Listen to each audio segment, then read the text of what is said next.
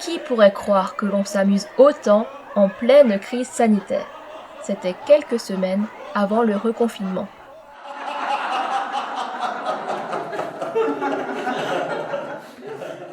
Pour comprendre ce qui se passe ici, revenons quelques instants auparavant et à seulement quelques pas de là, dans le potager aménagé dans l'enceinte de la maison Saint-Michel d'Issenheim.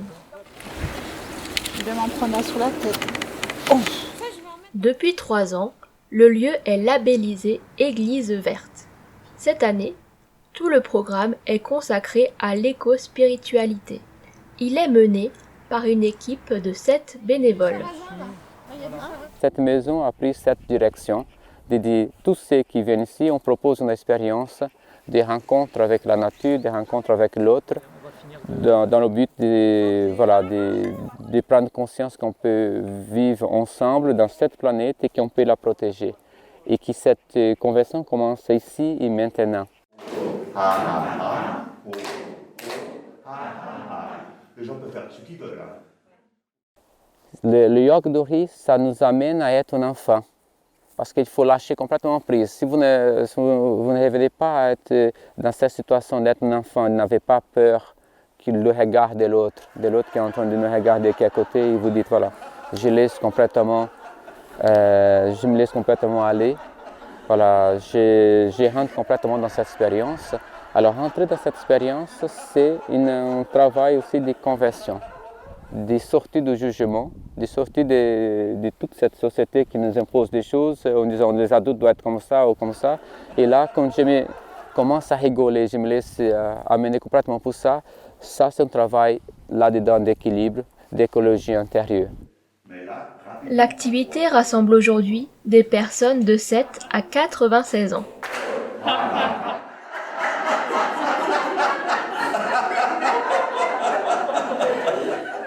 C'est chouette de voir finalement tellement de personnes de générations différentes réunies autour du rire, quoi. Mais on rigole quand même à la maison. Hein. Pas tout le temps. Pas tout le temps, non, c'est sûr. Le rire libère de la dopamine, l'hormone de bien-être, donc les gens se sentent beaucoup mieux. Et les rires saccadés font bouger le diaphragme. Le diaphragme va masser aussi un petit peu tout ce qui est digestion, un petit peu tout. Donc il y a un mieux-être chez les personnes après ça. C'est pour ça qu'il y a pas mal de personnes qui ont besoin de bâiller. Ils libèrent des tensions qu'ils ont en elles.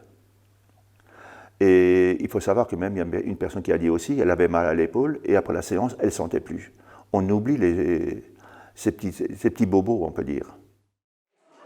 Isabelle et sœur Estelle expérimentent le yoga du rire pour la première fois.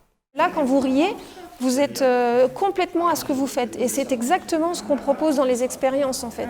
Si vous pensez à autre chose, si vous êtes déjà en train de vous dire « Tiens, qu'est-ce que je fais à manger ce soir ?» ou quoi, ben vous perdez le fil, en fait.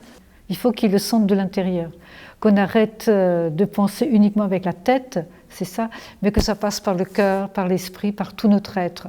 Et je crois que c'est ça ce qui est important. C'est vrai dehors, dans la nature, le sentier, les arbres, le rucher, le potager. Et je dirais ça, c'est un exercice qui nous touche vraiment physiquement aussi. Et le principe, dans le potager, c'est le respect de la vie du sol. Notre objectif, à l'instar de ce qu'on fait à la Maison Saint-Michel sur d'autres ateliers, c'est vraiment d'expérimenter, mais en ayant une approche, une philosophie là, qui favorise la vie, qui favorise globalement le vivant et notre relation au vivant. En ces lieux sont passés 4 ordres religieux, les bénédictins, les antonins, les jésuites et aujourd'hui les Sœurs de la Divine Providence de Ribeauvillé. Alors disons que dans la maison Saint-Michel, il y a une certaine sérénité qui se dégage des lieux, déjà par toute l'histoire des bâtiments d'ici, par les sœurs qui s'occupent de ce lieu et qui, pour nous apportent énormément. Et je pense que c'est réciproque, il y a vraiment un échange entre les sœurs qui s'occupent de la maison Saint-Michel et l'équipe de bénévoles. Et il y a une osmose qui s'est créée au fur et à mesure des années et je pense que tout le monde en sort enrichi, en plus du travail de la terre proprement dit. La démarche est aussi inspirée par l'appel du pape François à la conversion écologique. Voilà, depuis qu'a commencé cette expérience, on voit le résultat. C'est minimum, c'est vrai, mais c'est une petite goutte dans l'océan, mais c'est comme ça qu'il commence. Et voilà, et on est très fiers qu'il y a déjà cette petite goutte dans l'océan. C'est déjà quelque chose. La maison Saint-Michel accueillera à nouveau des groupes et des enfants dès que les restrictions seront levées. Et voilà.